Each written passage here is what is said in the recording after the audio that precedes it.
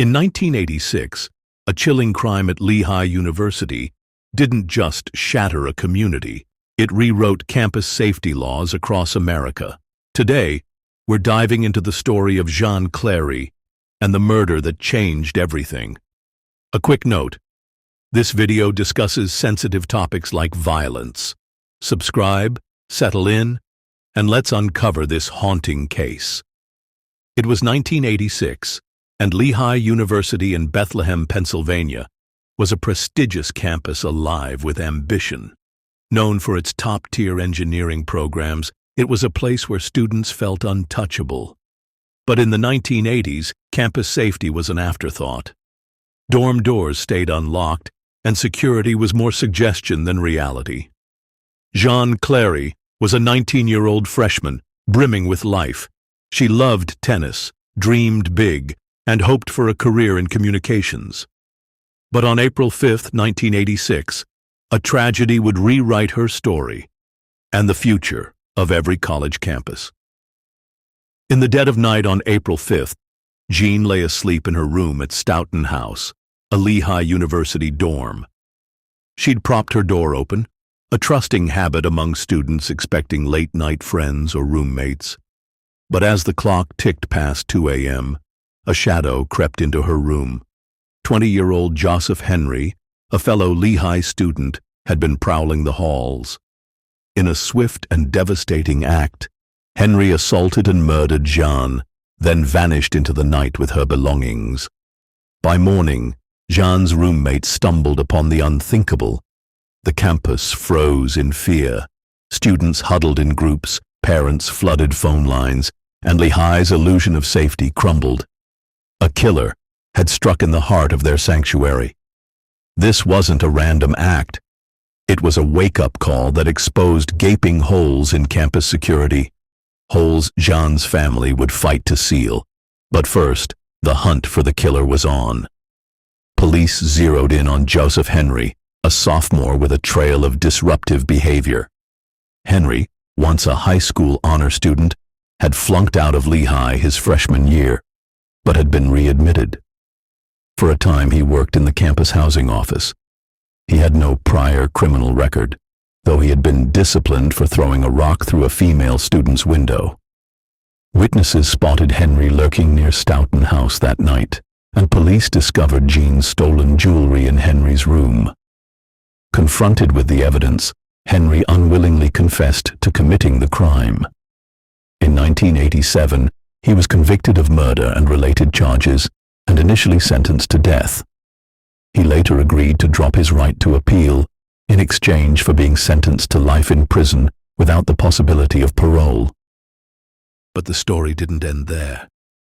Jeanne's parents, Connie and Howard Clery, dug deeper and uncovered a bombshell. Lehigh had failed to disclose 38 violent crimes on campus in the 3 years before Jeanne's death.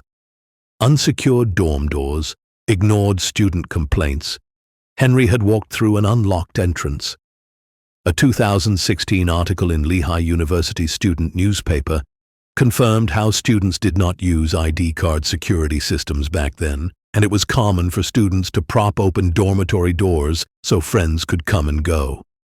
The Clarys turned their grief into grit. They vowed to make sure no family would suffer like they did, and their fight changed campuses forever.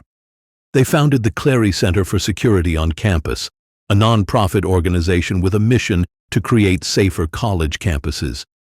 They were alarmed that more information was not provided to students and their families about crimes that occurred on campus, and that there were no consistent laws requiring campus authorities to notify residents about such incidents. But their real victory was bigger. Within just a few years of founding their organization, Congress approved the Crime Awareness and Campus Security Act, which was later renamed the Jeanne Clery Act in her honor. The act mandates that all colleges and universities that receive federal funding must publicly publish their security policies, a crime log, and an annual crime report. Colleges and universities must also communicate emergency warnings to students and campus employees of crimes that might pose a threat. It also guarantees certain basic rights to campus sexual assault victims and requires the Department of Education to collect and disseminate campus safety statistics. Today, the Clery Act safeguards millions of students. Emergency notifications, annual crime reports, they all trace back to Jeanne's story. Her parents transformed their loss into a legacy that saves lives every day. In addition to their humanitarian efforts, Jeanne's parents also filed a $25 million civil suit against Lehigh, charging negligence and alleging that the university had been aware of the practice of door propping. They argued that the security situation on campus had been misrepresented in Jeanne's housing contract and that the administration knew Henry to be violent and abusive. A confidential settlement was reached in June 1988, as reported by the Los Angeles Times in a 1989 article. Jeanne Clery's murder was a tragedy that laid bare the dangers hiding on college campuses, but her legacy shows how one life can spark monumental change. It's a call to demand safety, whether you're a student, parent, or an educator. Has the Clery Act made your campus safer? Share your thoughts in the comments and dive deeper into this chilling case using the links in the description. Visit the Clery Center's website to see the mission established in Jeanne's honor. Like, subscribe, and hit the bell for more true crime with scholarly scandals. Rest in peace, Jeanne.